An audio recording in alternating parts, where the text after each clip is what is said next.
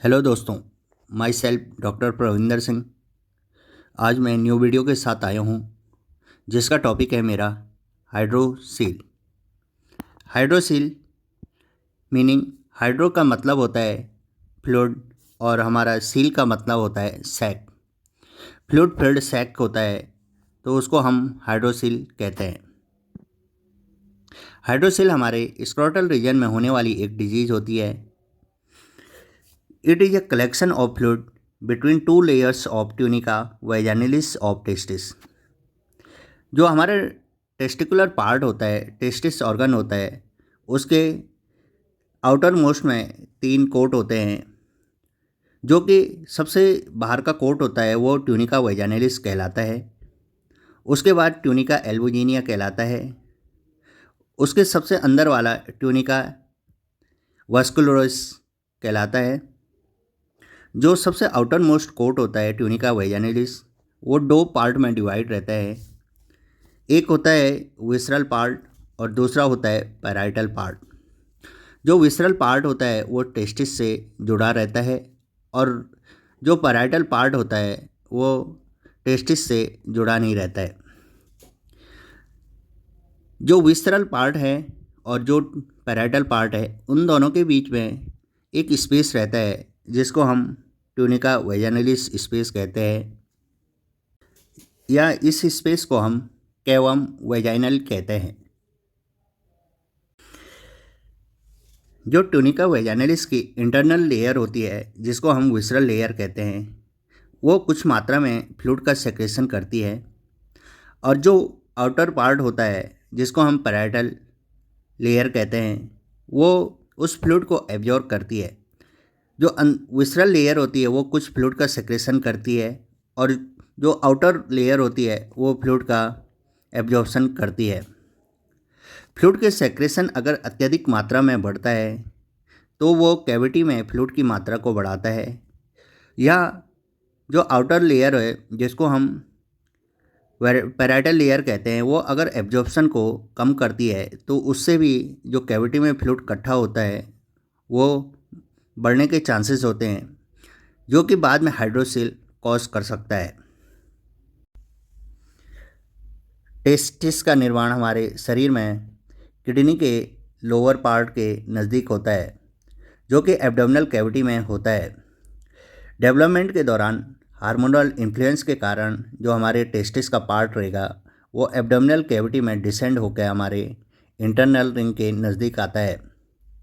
Internal ring के नज़दीक आने से हार्मोनल इफेक्ट के कारण वो इंटरनल रिंग से हमारे इंग्वाइनल कैनाल में आ जाता है। जब टेस्टिस एब्डोमिनल रीजन से स्क्रोटल रीजन में आता है, उस दौरान हमारे जो पेरिटोनियल लेयर है वो पेरिटोनियल लेयर उसको एक सैक नुमा स्ट्रक्चर प्रदान करता है, जो कि स्क्रोटल रीजन में आने के बाद टेस्टिस के अलावा कॉर्ड रीजन में कॉर्ड से चिपक जाता है। टेस्टिस रीजन में पेरिटोनियल लेयर चिपकती नहीं है, जिसके कारण वो सबसे आउटर कोट जिसको हम ट्यूनिका वैजानिलिस कहते हैं उसका निर्माण करता है। जो हमारा पेरिटोनियल का सैक का फॉर्मेशन होता है वो अगर कॉर्ड स्ट्रक्चर से चिपकता नहीं है तो उसको हम पेटेंट प्रोसेसस वैजानिलिस कहते हैं। पेटेंट प्रोसेसस वैजानिलिस मतलब जो हमारा पेरिटोनियल का स्ट्रक्चर हमारा सैक के फॉर्म में हमारे स्क्रोटल रीजन तक आया है, वो प्रॉपर कॉर्ड स्ट्रक्चर से जुड़ा नहीं है, तो उस कंडीशन को हम पेटेंट प्रोसेसस वैजानिलिस कहते हैं। जो पेटेंट प्रोसेसस वैजानिलिस रहता है वो या तो एब्डोमिनल कैविटी से कनेक्ट हो सकता है या हमारे इंटरनल रिंग स्ट्रक्चर तक कनेक्ट रहता है और उस जगह पे ऑब्लिटरेट हो जाता है। हाइड्रोसील को हम 2 टाइप्स में डिवाइड करते हैं। पहला है कंजेनाइटल और सेकंड है एक्वायर्ड, जिसमें एक्वायर्ड को 2 पार्ट में प्राइमरी और सेकेंडरी में डिवाइड करते हैं। जो कंजेनाइटल हाइड्रोसील होते हैं उसमें हमारे पेटेंट प्रोसेसस वेजाइनलिस वाली कंडीशन होती है, जिसमें हमारे सैक का स्ट्रक्चर एब्डोमिनल कैविटी से कनेक्ट रहता है। तो इस कंडीशन को हम कंजेनाइटल हाइड्रोसिल की कंडीशन कहेंगे।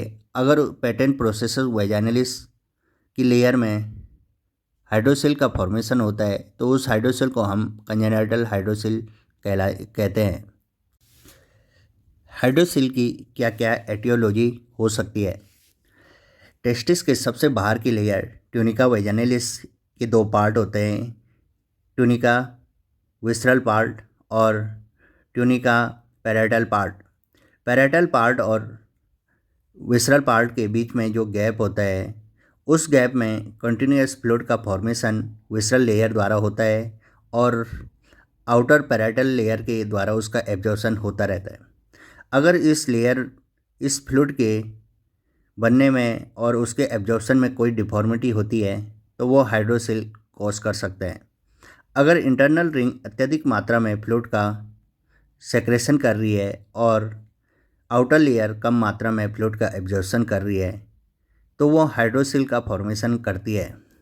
तो एटियोलॉजी में हम देखेंगे defective absorption of fluid, second है एक्सेसिव प्रोडक्शन ऑफ फ्लूइड। जो हमारी आउटर लेयर के द्वारा फ्लूइड का एब्जॉर्प्शन होता है वो फ्लूइड लिम्फेटिक चैनल के थ्रू हमारे कैविटी से ड्रेन हो जाता है। अगर interference with drainage of fluid by lymphatic vessels of called, lymphatics vessels में अगर कोई दिक्कत होती है तो उसके कारण भी एब्जॉर्प्शन हैम्पर हो सकता है। पेटेंट प्रोसेसस वेजाइनलिस की कंडीशन में हमारा ट्यूनिका वेजाइनलिस की कैविटी एब्डोमिनल कैविटी से कनेक्ट रहती है, जिसके कारण पेरिटोनियल फ्लूइड हमारे ट्यूनिका वेजाइनलिस कैविटी में आने लग जाता है, जो कि हाइड्रोसिल कॉज करता है। कंजेनाइटल और एक्वायर्ड टाइप के हाइड्रोसिल को हम ब्रॉडली अलग अलग टाइप में डिवाइड करते हैं, जिनमें पहला है हमारे पास कंजेनाइटल हाइड्रोसिल, सेकंड है हमारे पास इन्फेंटाइल हाइड्रोसिल, थर्ड है हमारे पास बाइलोकुलर हाइड्रोसिल, फोर्थ है हमारे पास ट्रांसवेजाइनलिस हाइड्रोसिल, इसके बाद है हमारे पास एंसिस्टिड हाइड्रोसिल, उसके बाद है हमारे पास हाइड्रोसिल ऑफ हर्निया सैक। सबसे पहले हम देखेंगे congenital hydrocele. Congenital hydrocele patent processus vaginalis की कंडीशन में हमको देखने को मिलता है। पेटेंट प्रोसेसस वेजाइनलिस हमारी डेवलपमेंट के दौरान जो पेरिटोनियल का फोल्ड सैक का स्ट्रक्चर स्क्रोटल रीजन तक बनाता है टेस्टिस के साथ, कुछ समय के बाद वो हमारे जो स्पर्मेटिक कॉर्ड होती है उस पर चिपक जाता है। तो पेटेंट प्रोसेसस वेजाइनलिस की कंडीशन में वो चिपक नहीं पाता है, जिसके कारण हमारा जो लेयर होगी वो कम्युनिकेट होगी पेरिटोनियल कैविटी के साथ। तो patent processus vaginalis communicate with the peritoneal cavity, जिसके कारण पेरिटोनियल कैविटी में हमारा जो पेरिटोनियल फ्लूइड रहता है वो स्क्रोटल रीजन में आने के चांसेस बढ़ जाते हैं। As communication opening is small, जो हमारे इंटरनल रिंग का स्ट्रक्चर होता है वो उसकी जो ओपनिंग होती है उसमें जो ओपनिंग होगी उसका साइज़ छोटा होने के कारण हमारे जो एब्डोमिनल कंटेंट इंटेस्टाइन का पार्ट रहेगा वो इंग्वाइनल कैनाल में डिसेंड नहीं हो पाता है। ऑन लाइन डाउन पोजिशन, जो हमारा स्क्रोटल रीजन में जो फ्लूइड होता है वो कैविटी में एब्डोमिनल कैविटी में कम्युनिकेट होने के कारण डिसअपियर होने लग जाता है। सबसे पहले ये हमारा इंटरनल रिंग का स्ट्रक्चर है और जो हमारा पेरिटोनियम का एक्सटेंशन होता है वो हमारा इस जगह पे पेटेंट है, जो कि हमारा कम्युनिकेट हो रखा है एब्डोमिनल कैविटी से। तो ये हमारा कंजेनाइटल हाइड्रोसिल का एक फिगर है, जिसमें हमारा जो स्वेलिंग है वो कम्युनिकेट है किसके साथ, एब्डोमिनल कैविटी के साथ। तो इसके कारण जो हमारा फ्लूइड होगा वो एब्डोमिनल कैविटी में भी जा सकता है और एब्डोमिनल कैविटी का फ्लूइड हमारे सैक के स्ट्रक्चर में भी आ सकता है। अब इसके बाद सेकंड टाइप देखेंगे इन्फेंटाइल हाइड्रोसिल। इन्फेंटाइल हाइड्रोसिल में जो प्रोसेसस वेजाइनलिस की कंडीशन होती है वो इंटरनल रिंग पे ऑब्लिटेट हो जाती है। उस रीजन पे वो ऑब्लिटेट होने के कारण एक सैक का स्ट्रक्चर बनाती है जो कि इंटरनल रिंग से होकर स्क्रोटल रीजन के लोअर पार्ट तक प्रेजेंट रहता है। तो processus vaginalis are distended up to internal ring but sac has not any connection with the peritoneal cavity. जो इंटरनल रिंग का स्ट्रक्चर होगा उस जगह पे हमारा जो ओपनिंग है वो बंद रहेगी, जिसके कारण हमारा एब्डोमिनल कैविटी से कोई कनेक्शन नहीं रहता है। ये है हमारा इन्फेंटाइल हाइड्रोसिल का केस। इन्फेंटाइल हाइड्रोसिल में जो हमारा सैक का स्ट्रक्चर होगा वो इंटरनल रिंग पे क्लोज हो जाता है, जिसके कारण इंटरनल रिंग पे क्लोज होने के कारण हमारा जो सैक का पार्ट है वो एब्डोमिनल पार्ट से कनेक्ट नहीं हो पाता है, जिसके कारण एब्डोमिनल फ्लूइड का सैक के फ्लूइड में कोई कनेक्शन नहीं होता है। जो इन्फेंटाइल और कंजेनाइटल हाइड्रोसिल है वो हमको इंग्वाइनल रीजन में भी स्वेलिंग देखने को मिलेगी। उसके बाद तीसरा टाइप देखेंगे primary vaginalis hydrocele. Testis is not palpable, it occurs large size. अगर प्राइमरी हाइड्रोसिल है तो वो लार्ज साइज को प्राप्त होता है। जो हमारा हाइड्रोसिल होगा उसमें हमको फ्लक्चुएशन टेस्ट पॉजिटिव देखने को मिलेगा। फ्लक्चुएशन टेस्ट के लिए हमको हाइड्रोसिल वाले साइड को हमको दोनों हाथों के बीच में फोर फिंगर और थंब के बीच में रखने के बाद अगर हम एक हाथ की तरफ से फोर फिंगर और थंब के उसको पाल्पेट करते हैं तो हमको जो फ्लूइड का मूवमेंट होगा वो अपोजिट हाथ में देखने को मिलेगा। तो उसी को हम फ्लक्चुएशन टेस्ट कहते हैं। इसमें हमको ट्रांस इल्यूमिनेशन टेस्ट पॉजिटिव देखने को मिलेगा। डार्क रूम में या डार्क स्पेस में हमको जो हाइड्रोसिल का पार्ट होगा उसमें अगर हम टॉर्च से लाइट लगाते हैं तो हमको जो फ्लूइड होगा उसके कारण जो लाइट का मूवमेंट होगा वो स्कैटर्ड पोजीशन में होगा। जो लाइट होगी वो हमको हाइड्रोसिल के अदर साइड में भी देखने को प्राप्त होगी। तो इसको हम ट्रांस इल्यूमिनेशन टेस्ट कहते हैं। ये है हमारा प्राइमरी हाइड्रोसिल का, जिसमें हमारी ट्यूनिका वेजाइनलिस की लेयर टेस्टिस के आउटर पार्ट में ही फ्लूइड का एक्युमुलेशन होता है, उसको हम प्राइमरी ट्यूनिका वेजाइनलिस हाइड्रोसिल कहते हैं। थर्ड है हमारे पास can get above swelling. Can get above swelling means हम अगर स्क्रोटल रूट को फोर फिंगर और थंब के बीच में पकड़ते हैं तो हमको स्पर्मेटिक कॉर्ड का स्ट्रक्चर देखने को प्राप्त होता है। अगर इसमें स्पर्मेटिक कॉर्ड के स्ट्रक्चर के अलावा कुछ और पाल्पेट होता है तो वो हमारा हर्निया का केस हो सकता है। इसके बाद नेक्स्ट है हमारे पास encysted hydrocele. Fluid collection in the portion of patent funicular processus part of tunica vaginalis. Tunica vaginalis का जो हमारा पार्ट रहेगा वो अगर किसी रीजन पे कॉर्ड से प्रॉपर एडहेरेंट नहीं हो पाता है तो उसके कारण जो हमारा पेटेंट प्रोसेसस पार्ट बचता है उसमें अगर फ्लूइड का कलेक्शन होता है तो उसको हम एंसिस्टेड हाइड्रोसिल कहते हैं। वो सिस्ट नुमा स्ट्रक्चर होने के कारण उसको एंसिस्टेड हाइड्रोसिल कहते हैं। On gentle traction to the testis swelling become less mobile. अगर हम टेस्टिस को ट्रैक्शन देते हैं तो जो स्वेलिंग जो सिस्ट हमको मिलेगी वो अपनी मोबिलिटी को कम कर देती है। ये हमारा एंसिस्टेड हाइड्रोसिल, जिसमें हमारा टेस्टिस वाले रीजन में कोई स्वेलिंग नहीं देखने को मिलेगी। उसमें हमारे कॉर्ड से रिलेटेड कहीं पे अगर हमारी पेटेंट प्रोसेसस वेजाइनलिस की कंडीशन होती है तो उस जगह पे हमको एंसिस्टेड हाइड्रोसिल देखने को मिलेगा। इसके बाद नेक्स्ट है हमारे पास bilocular hydrocele. Hydrocele has two intercommunicating sac, one above and one below neck of scrotum. Scrotum के नेक के एक एबॉव स्वेलिंग देखने को मिलेगी और उसके भी नीचे हमको स्वेलिंग देखने को मिलेगी, जिसमें से दोनों स्वेलिंग इंटर कम्युनिकेट होंगे, जिसको हम इंग्वाइनल रीजन में भी देखने को हमको मिलेगा और स्क्रोटल रीजन में भी हमको स्वेलिंग देखने को मिलेगी।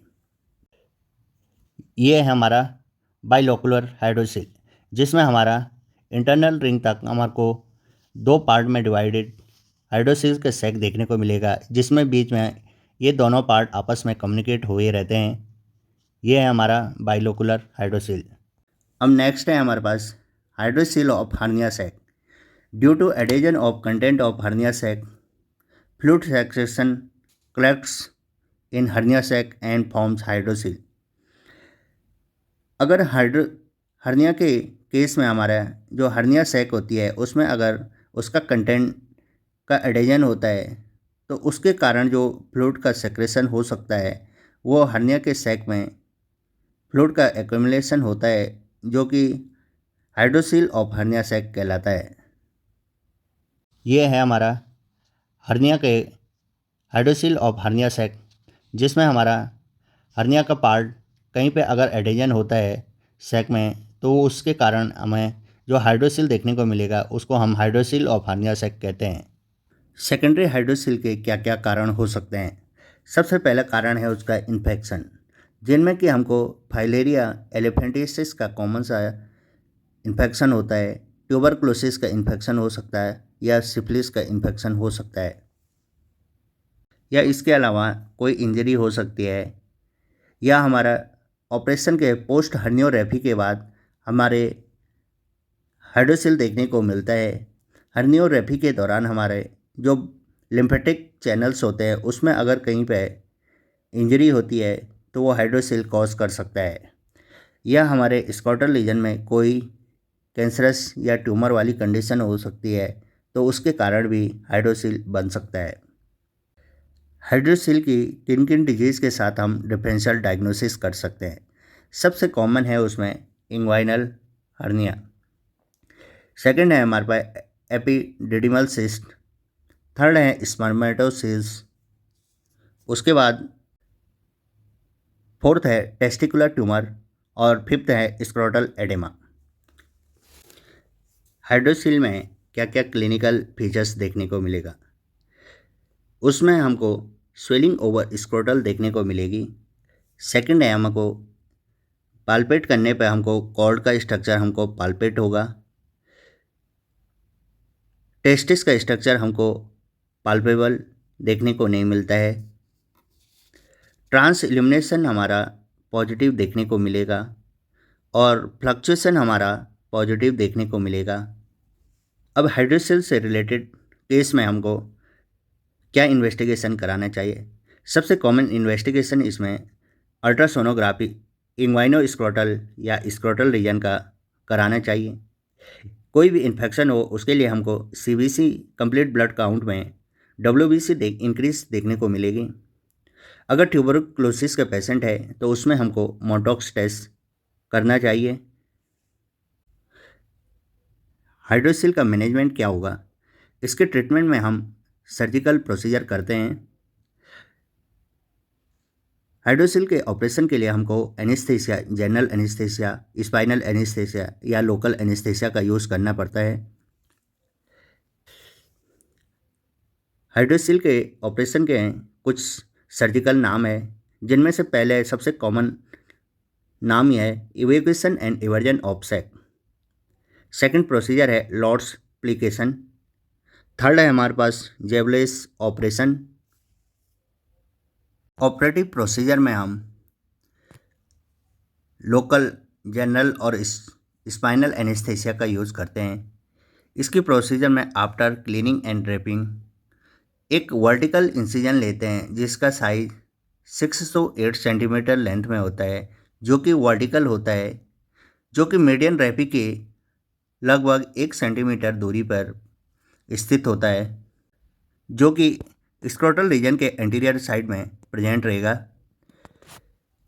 अब जब हमने स्किन पे इंसिजन लेने के बाद हमको स्किन लेयर को, उसके बाद डार्टस लेयर को एक्सटर्नल स्पर्मेटिक फेशियल लेयर को, क्रीमास्टर फेशियल लेयर को और इंटरनल स्पर्मेटिक फेशियल लेयर को इंसाइज्ड करने के बाद हमको ब्लूइश कलर के एक सैक दिखेगा। जो ब्लूइश कलर का सैक दिखेगा वो हमारा पैराइटल ट्यूनिका वैजानिलिस की लेयर होगी। तो उसमें हमको ट्रोकार के द्वारा और कैनुला के द्वारा जो फ्लूइड होगा उसको इवैक्यूएट करना है। उसके बाद हमको इवर्जन की प्रोसीजर करनी है। अगर हाइड्रोसिल का साइज अत्यधिक मात्रा में बड़ा हो या हमको अगर हाइड्रोसिल का साइज छोटा होता है तो उसमें लॉर्ड एप्लीकेशन वाली प्रोसीजर करनी पड़ती है। इसके अलावा हमारे पास जैवलिन प्रोसीजर है जिसमें हम अत्यधिक मात्रा में बढ़ी हुई सैक को कुछ पार्ट कट करके उसको हम इवल्टेट कर देते हैं। ये 3 कॉमनली की जाने वाली प्रोसीजर हैं जिसमें इवर्जन ऑफ सैक है, लॉट एप्लीकेशन है और थर्ड हमारे पास जैवलिन प्रोसीजर है। इस वीडियो में मैंने आपको हाइड्रोसिल के एटियोलॉजी, हाइड्रोसिल की डेफिनेशन, हाइड्रोसिल के टाइप और हाइड्रोसिल की ऑपरेटिव प्रोसीजर के बारे में बताया है। Thanks a lot.